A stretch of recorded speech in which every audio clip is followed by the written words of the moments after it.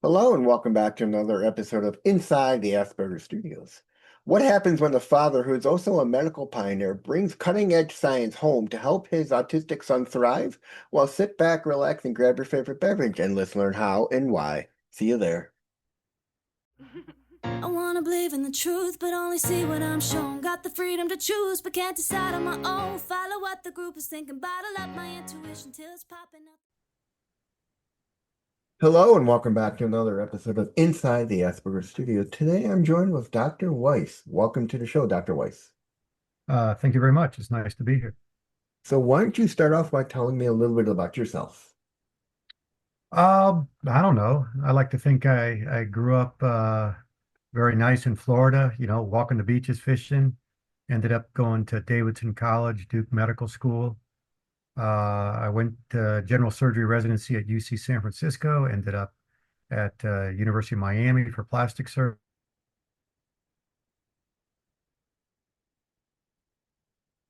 Lost.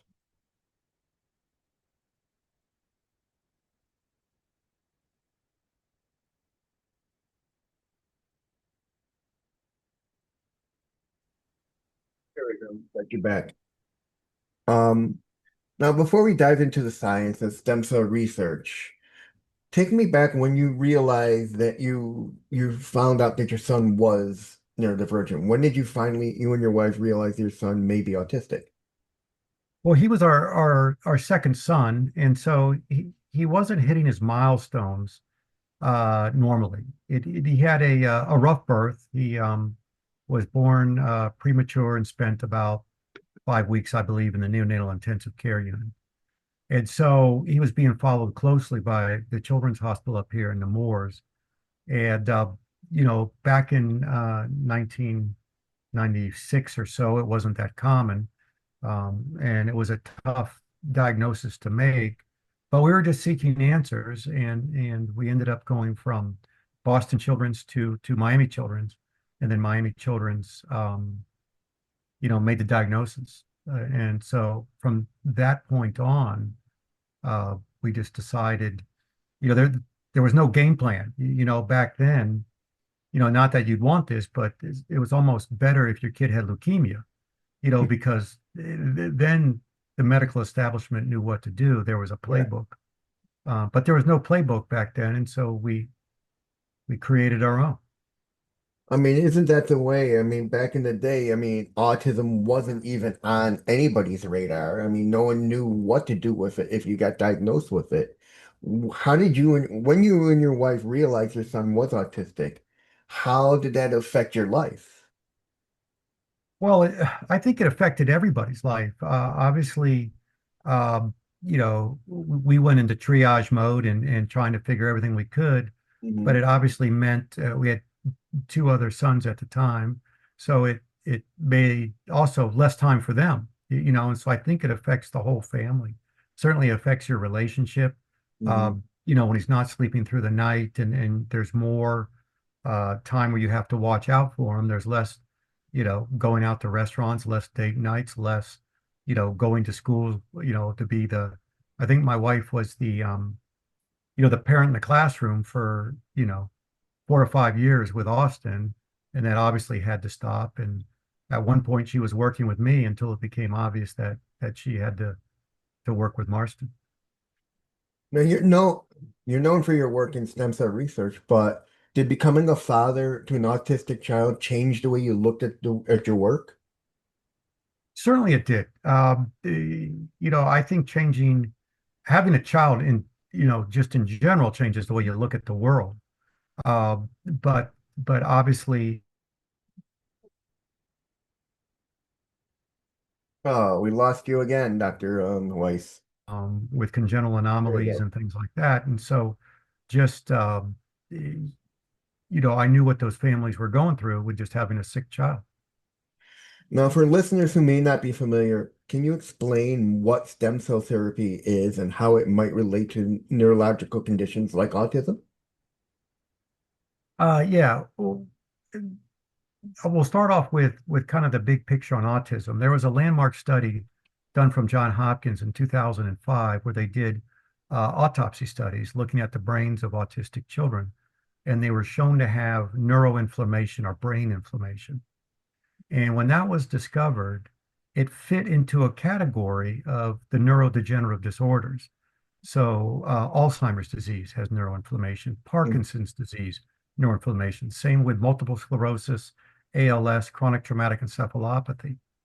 And so that led science to try to figure out how do you tame neuroinflammation? And actually, it was the traumatic brain injury people in 2017 who published a paper that said umbilical cord blood has the ability to turn off brain inflammation and turn on brain restoration. Mm. And as soon as that was done, most people don't know cerebral palsy has a brain inflammatory component to it. So Duke did a study on cerebral palsy, and a tremendous amount of kids, 88%, I believe, got better. And then they did a study on autism and showed that the kids got better. In umbilical cord blood, for the listeners, are chock full of stem cells. And the type of stem cells that kids are born with and that we have in our bodies are called adult stem cells. Most people are thinking kind of embryonic cells, cells that can do anything. But adult stem cells are designed to heal.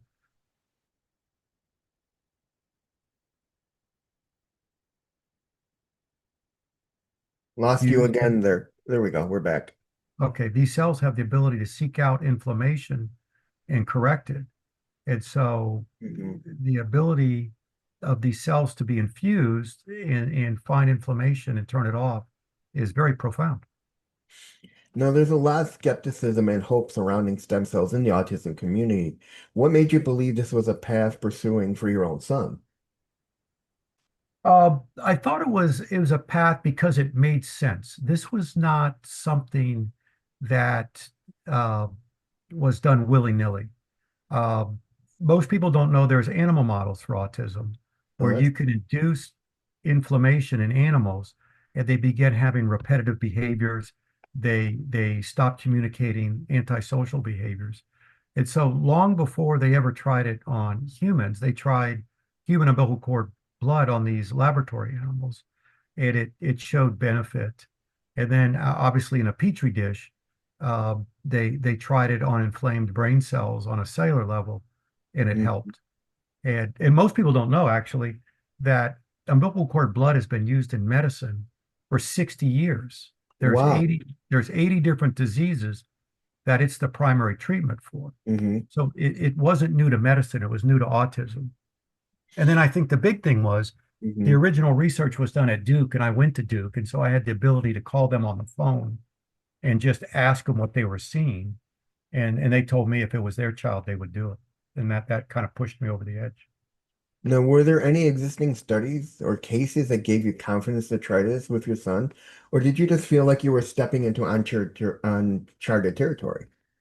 There was bench research, but more importantly, Duke had just published an article a few months earlier where they took 25 children and then gave them umbilical cord blood, and Hmm. about 65% got better, and there were no long-term side effects. And so before that, University of California, Davis had done a study, and their study didn't show a significant benefit, but it showed uh, no long-term side effects. So from looking at it from a doctor standpoint and a dad standpoint, no long-term side effects, potential benefit, it made sense to me. Now, how did your son respond to these treatments? Did you see what kind of changes did you see in him? It was very profound. It's given through a simple IV. Sometimes IVs aren't so simple, but Yeah. it's given intravenously. But probably when he got his infusion, he had 30 word, maybe 40 words. He could put two words together. He spoke only for function. Hmm. If he was hungry, All right. Well, kind of lost you there again. his receptive language Hmm. got better very quickly. And then did I say it right? His receptive language got better very quickly, and his expressive language followed. He started putting three and four words together. And then over the course, I would say, of a year and a half, and three, maybe 2 years and three treatments, he was completely conversational. He could pick up a cell phone and call his brother. And so craziness. Now, was your son considered what, a level one or a level two autistic? I would say a level two. Um, I mean, he could dress himself. He had trouble with buttons. He could shower. Um, but um, two steps commands were difficult, trouble communicating, Mhm. um, executive function. And I still think he's got an intellectual disability, which not all kids, in fact, the minority of kids with autism have intellectual disabilities. But he has one, and I think that improved as well. Now, what was one of the most surprising moments as a parent during your son's treatment journey?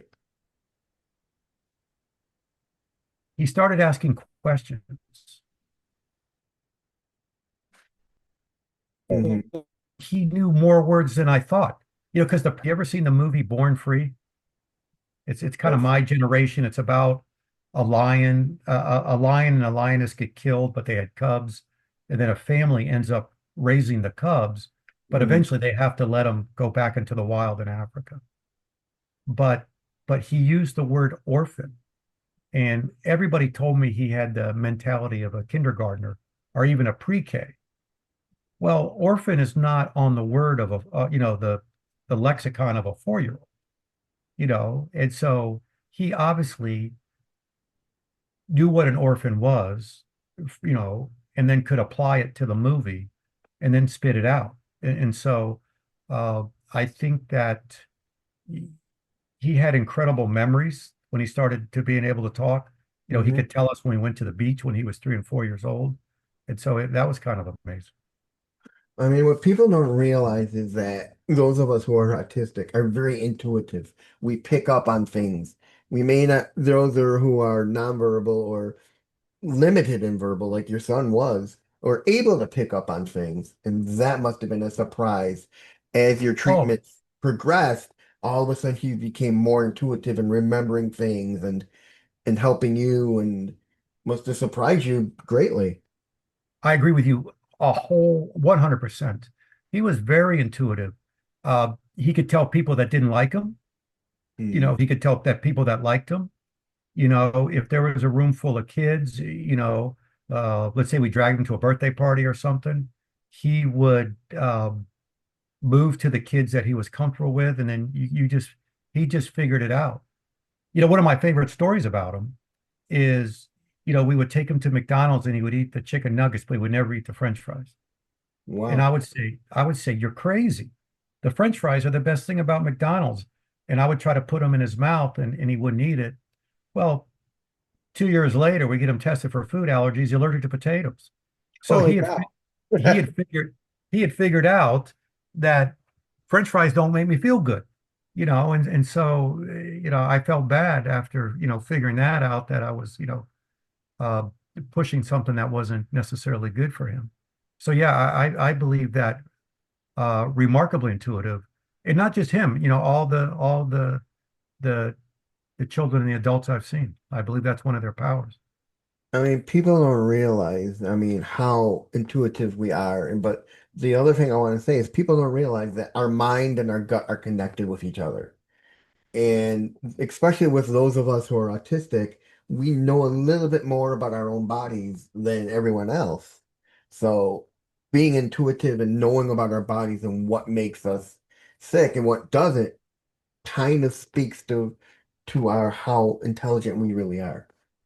I agree completely. And especially, stem cell therapy has a significant failure rate. It's not like it's the cure. It's Yeah. like it helps some people and it doesn't help some people.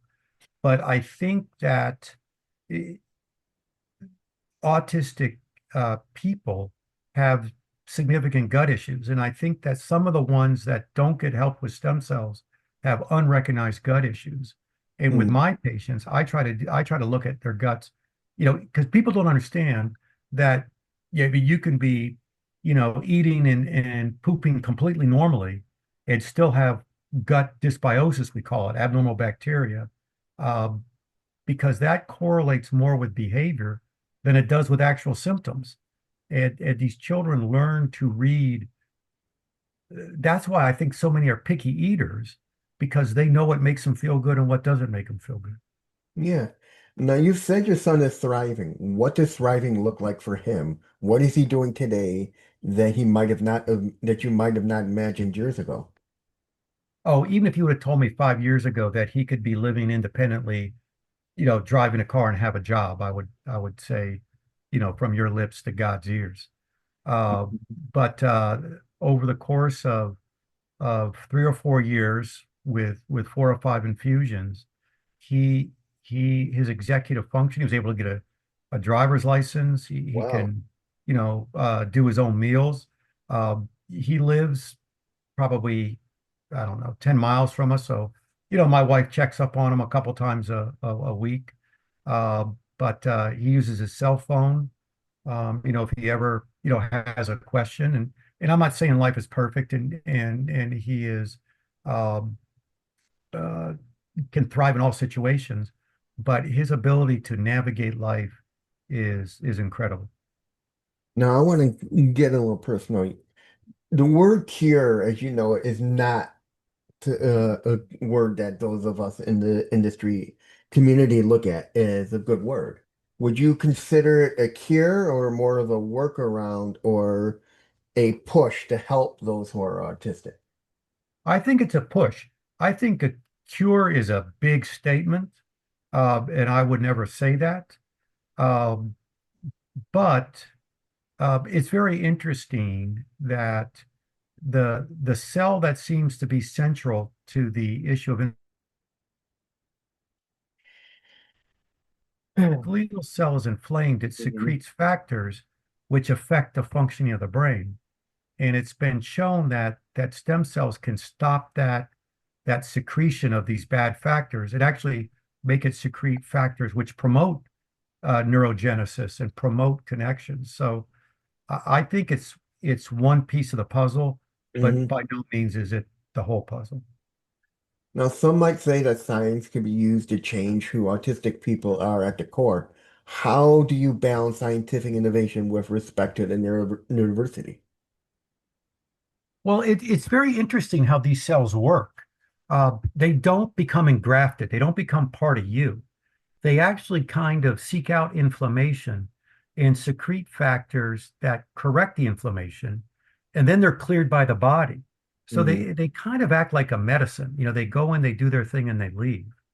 I would say that um, obviously it's a spectrum disorder, and there's a huge difference between, somebody such as yourself and somebody who's 15 years old, still in diapers and can't talk, and who's self-injurious.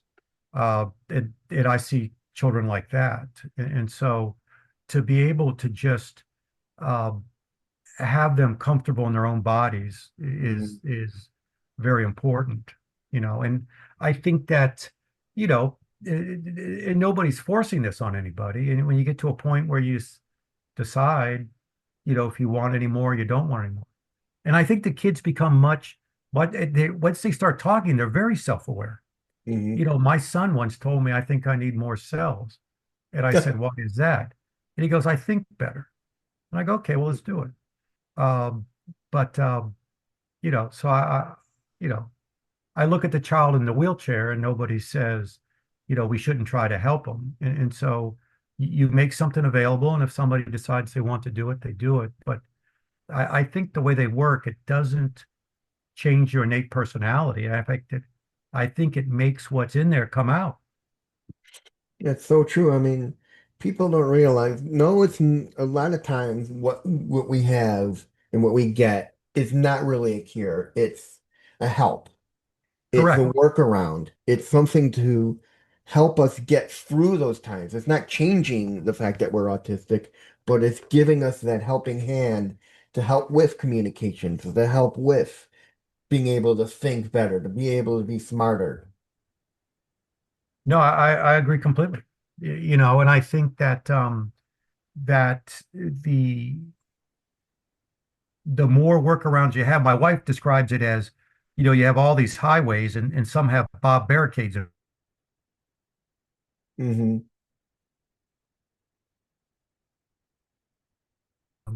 And this helps that.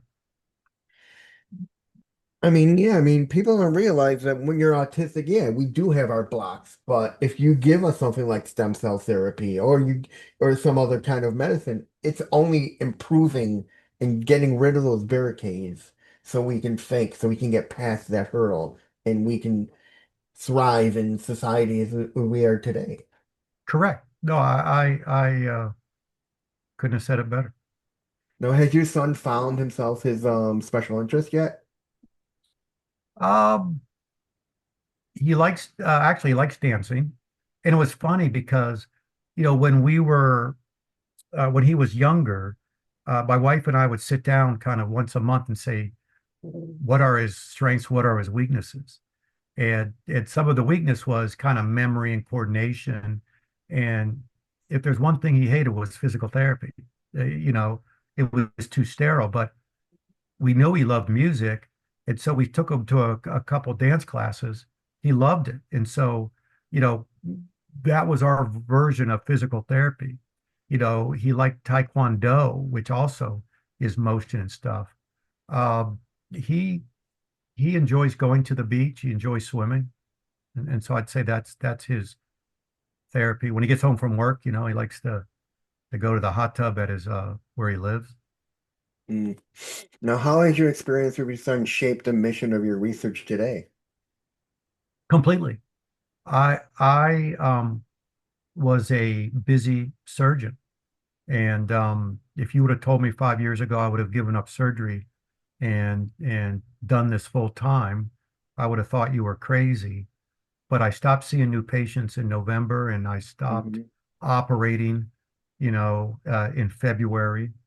And so I believe this is my spiritual journey. This is my passion. Because I think sometimes, and unfortunately, oftentimes, that these kids are are the forgotten kids of medicine. They Yeah. just say Mhm. there's nothing you can do. Well, that's not true. There is something you can do. I mean, the problem with everything, especially when you're autistic, is society doesn't know how to deal with us because we think differently than the rest. We don't fit into the norm. But with stem cell therapy, with any other kind of help, we can kind of fit in without having to worry about kind of masking and we can blend in. But then there's that problem of we don't want to have to be someone we're not 90% of the time and come home burnt out. Right, right. And I think that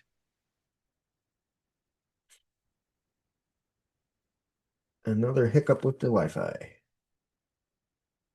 you are, but Hmm. I believe um, that one of the deficits that we see in autism is communication, socialization. There's some anxiety issues, and I just think that can be helped to the point where it just makes their lives easier and lets people thrive. Now, do you see stem cell research help therapy helping more than just autism? Do you see it helping people with anxiety, people with bipolar disorders, and anything else that's a neurodivergent disability? I do. They're starting to see some crazy stuff, schizophrenia, depression. It looks uh, like you said before, stress, anxiety, certain key factors can kick off this inflammation as well as gut issues, because it looks like, people with major depressive disorders and schizophrenia have gut dysbiosis as well. And it looks like potentially Parkinson's disease has gut dysbiosis. So I think we're just learning the tip of some of these inflammatory illnesses, maybe just that our body regulation has gotten off, and this could potentially help. And at some point, I think these the healing effects of stem cells will be the biggest advancement in medicine since antibiotics. And that's a lot to say, and I really hope so because if we can eliminate taking medicine out of our system, just getting rid of medicine altogether and just using stem cell therapy to cure whatever bothers somebody, like you said, schizophrenia, or even the simplest of things, you're doing it would be like a miracle's work. You're eliminating all these chemicals you're putting into your system Right, that right. That's my favorite thing is it doesn't get more natural than this. This is something God made, and so I think that um, our bodies were designed to heal themselves. And Mhm. I think you're right. I think that we live in an inflammatory situation. And I think the knee-jerk response from most doctors is a pill will take care of everything. And I don't think that's the proper treatment of people. No, I mean, I really think that stem cell therapy would almost put big pharma out of business because no longer will they have to come up with all these medicines. You just go and do stem cell therapy, and it doesn't cure it, but it fixes the problem. Right, right. Because it looks like there'll be applications in rheumatoid arthritis, applications in diabetes. App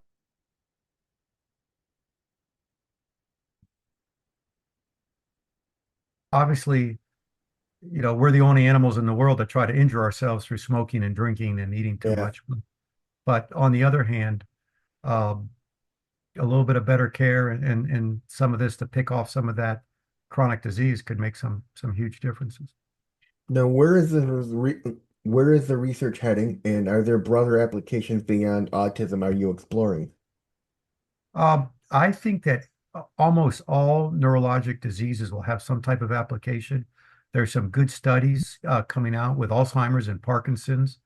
In my own practice, I've seen it work with multiple sclerosis.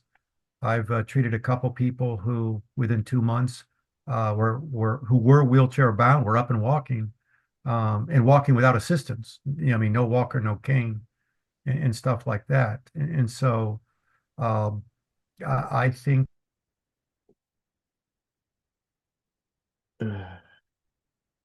Hiccup, hang on, people. We'll be back in a second.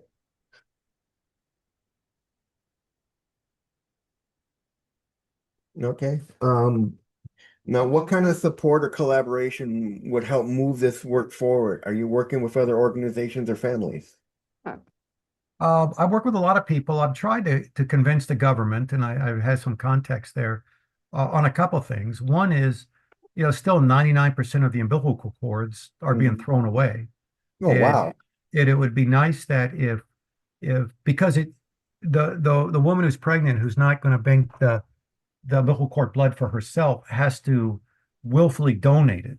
And so the hospital has to ask, or the obstetrician has to ask, will you donate this?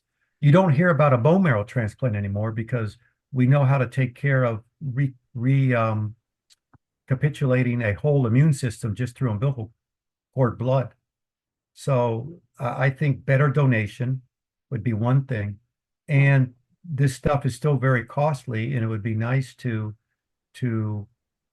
have some type of either governmental program or insurance cover. That's so true. I mean, now, how is your own, how's your own, um, how am I gonna, how am I gonna word this? How's your clinic been? What kind of cases have you seen? Do you see a lot of those who are autistic come to you because they hear about the support it's done? And do you see more just autism, or do you see a lot of other cases coming towards you? I would say 90% is autism because that's my passion. Hmm. And I think uh, there's a couple reasons for that. I think my story resonates with parents because I I've lived their life. I'm 20 years or 25 years ahead of them. I know what it can do, and they say, well, if he did it for his kid, and I think I can explain it, rationally, and say, and I'm not pushing. I go, I want to be the guy that gives you the information, and if you want to do it, you can. And I've seen kids, who weren't talking talk. I've seen kids who weren't potty trained get potty trained. I've seen kids that were in special needs school be able to go to regular school. Once again, by no means do I think this is a cure, uh, but I do think it's a big step in the right direction. Now, do you feel this can help those who are nonverbal?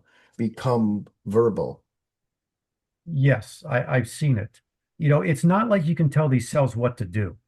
And so I try not to, because almost everybody wants their child to talk. And that's just not the way they work.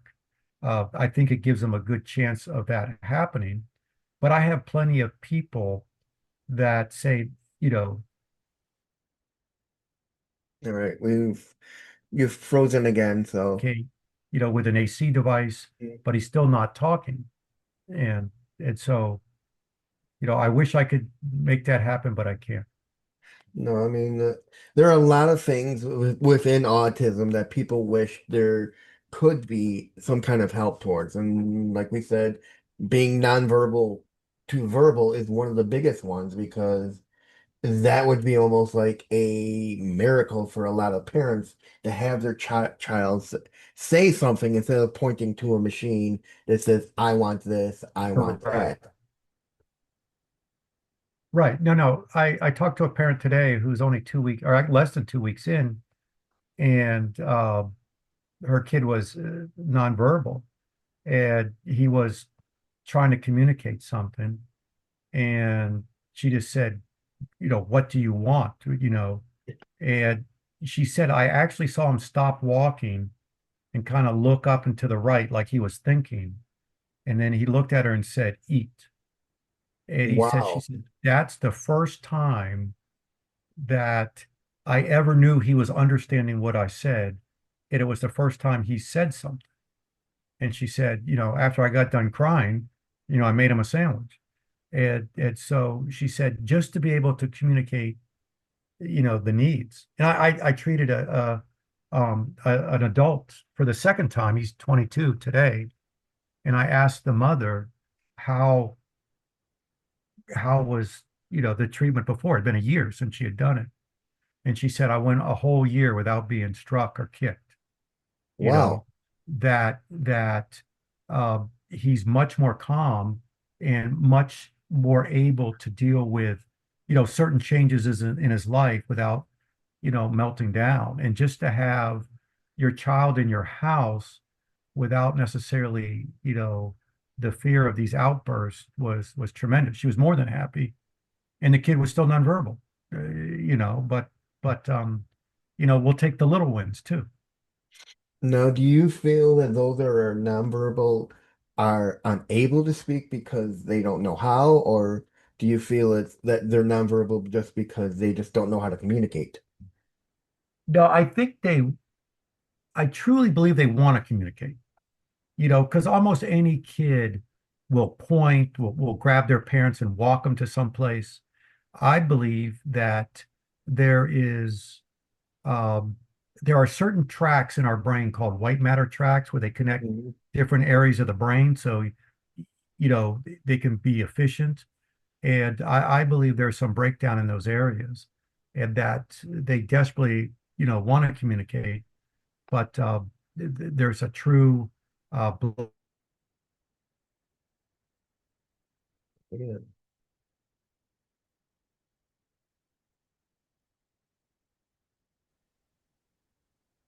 Now, is there one message you'd like to give to other parents or of autistic children who are feeling lost or overwhelmed? What would that be? I do believe things are changing. I do believe this administration has has feelings for this community and wants to help any way possible. And so I think there will be, um, reaching out to try to help where we can. And that's what I want to do. It's very funny that, the rate of autism has been going up. And for almost every major disease, there is an advisory board to the Surgeon General or an advisory panel, and there isn't one for autism. And so I Mm. want to get on that because I think that um, it, it's very difficult in a lot of cases on the family. It leads to divorce, it leads to isolation. Even the other siblings feel like they're being left out because all the attention is going to, potentially a kid. So it's a difficult situation, and I want to help, and hopefully I can. Now, where can people learn more about your center and the work you're doing, and how can they support or get involved if they're interested?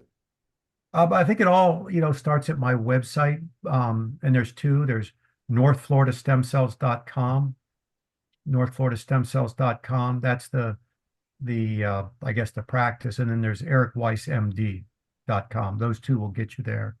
There's a lot of information. There's a lot of next step. There's a patient, portal.